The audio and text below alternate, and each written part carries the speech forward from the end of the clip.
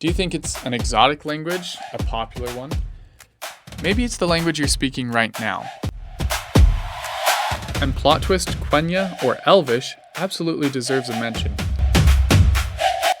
The 2023 PNAS study, after taking into account and controlling for familiarity, associations, and other biases as best they could, shows... I'm Colin, founder of Kasa Language Learning. I'm a linguist, programmer, and language learner. And in this video, I want to answer this question in a way that actually has some substance, not just stereotypes, not just it's all opinion, and not just one study taken out of context. What is the most beautiful language in the world? A lot of people will say French, Italian, or some people will even say Japanese, Arabic, or Finnish. Those are not random answers, because even though beauty is partly personal taste, some languages really do get picked more often than others.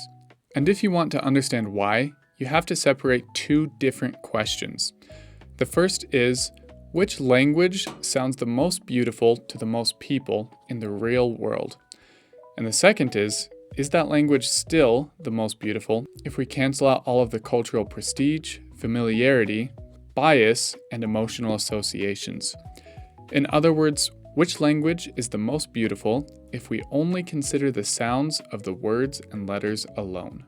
Because yes, people do have different tastes, but there are also real patterns in the languages people keep calling beautiful, and there are real reasons behind those patterns. So here's how I'm going to break this down. First, I'm going to show you what actually makes a language beautiful. Then, I'm going to split the answer into two categories: beauty with all the real-world bias included, and beauty based on the sound alone. Then I'll give you the main contenders, the honorable mentions, and be sure to stick around for the final reveal. So what actually makes a language sound beautiful? Usually, people are reacting to three different things. First, association. That means all the things they associate the language with: familiarity, culture, prestige, memory, romance, stereotypes, and emotions. All the stuff surrounding the language. Second, delivery, meaning the speaker's actual voice. Because sometimes what people think is language beauty is really just that person had a beautiful voice. And third, sound, the actual rhythm, flow, melody, and vowels, consonants and textures, and the way full sentences move. And those are not the same thing. A language can have beautiful individual sounds, but can feel awkward in full sentences, or have a pretty ordinary sound inventory, but have a really beautiful sentence flow. So right away, this question is more complicated than people make it sound. Quick note, because some of you might not know this. The individual sounds in a language are called phonemes. English uses 44 of these sounds, but each language uses a unique mix of them.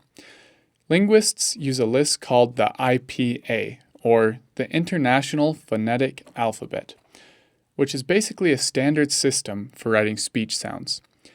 There are 107 phonemes on this list, and 52 little accent marks that can modify them.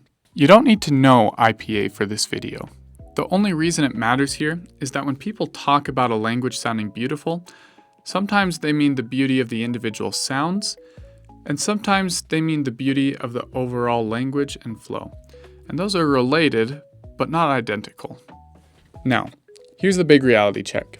There's a large cross-linguistic study from PNAS that looked at 2,125 recordings from 228 languages, rated by 820 listeners.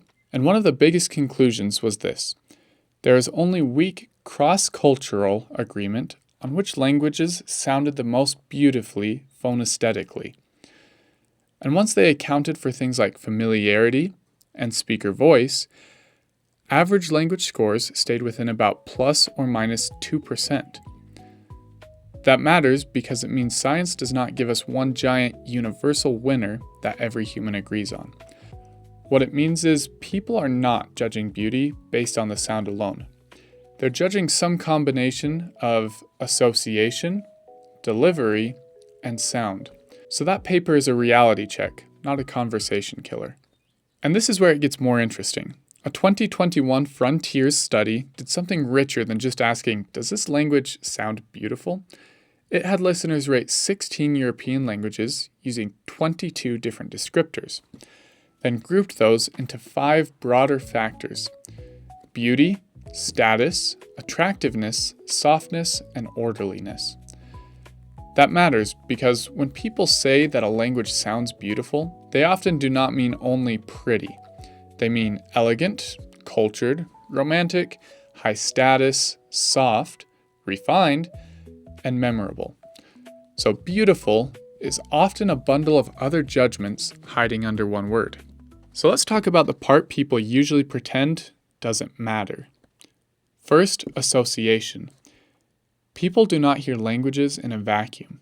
They hear them through movies, songs, travel, school, luxury branding, memory, stereotypes, and so when somebody says French is beautiful, part of that is the sound of French, but part of it might also be Paris, fine dining, fashion, romance, prestige, and every other attractive context they have ever attached it to. One of the biggest association categories is social.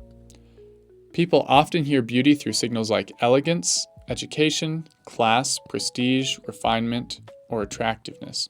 That's not superficial. That's part of the human perception. And it helps explain why some languages develop a beauty halo around them. What we associate a language with often affects our perception more than the beauty or the sound of the words. Other associations might be culture, education, status, refinement, food, media, movies, music, and so on and so on. That's why if you'd like to associate yourself with a new language, make sure you click that subscribe button so you have the best head start when learning that new language. Second, delivery. The speaker's voice matters a lot. The PNAS study is useful here because it shows that some of what people hear as language beauty is really speaker beauty, or at least speaker voice quality. If you hear a gorgeous French voice and then a flat, awkward recording in some other language, you aren't only judging the language sound, you are judging the performance.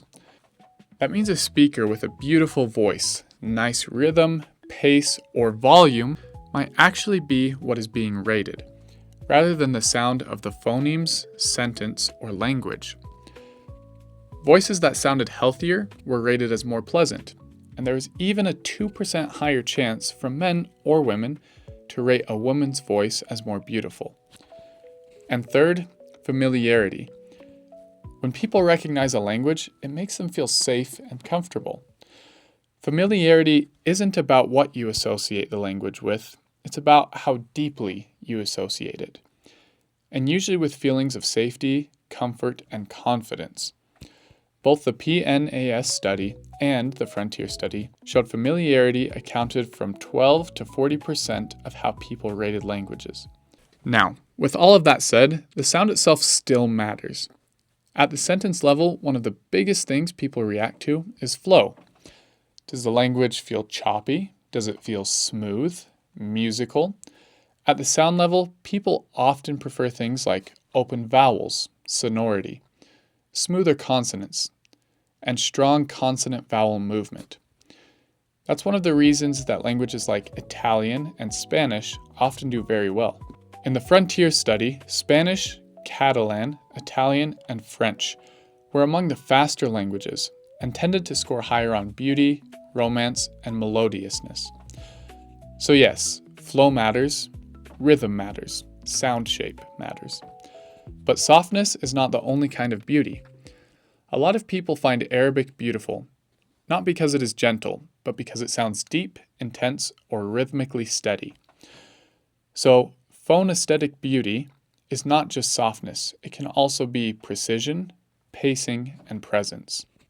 Alright, it's time to give you the answers. But before I tell you, I want you to put your answer in the comments. Do you think it's an exotic language, a popular one?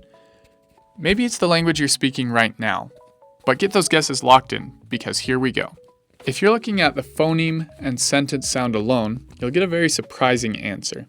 The 2023 PNAS study after taking into account and controlling for familiarity, associations, and other biases as best they could, shows Talkpissen as the most beautiful language. The study was trying to rate languages based only on the phoneme aesthetics, or after you take away all of the other familiarity and associations.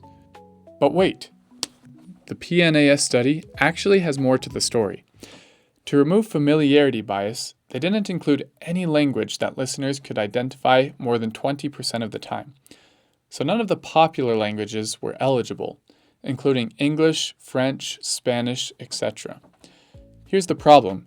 Talkpissen is an English Creole, which means it's a mix of other languages plus English.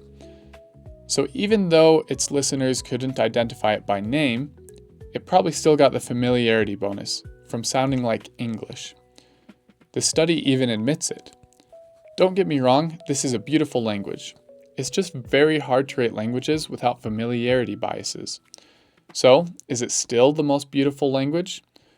Well, in the real world, all the associations, familiarity, and speaker voices really do affect what people perceive as the most beautiful language. So what happens if we include them? The research does suggest that listeners often respond well to languages that are relatively fast, relatively smooth, and easier to process when listening to.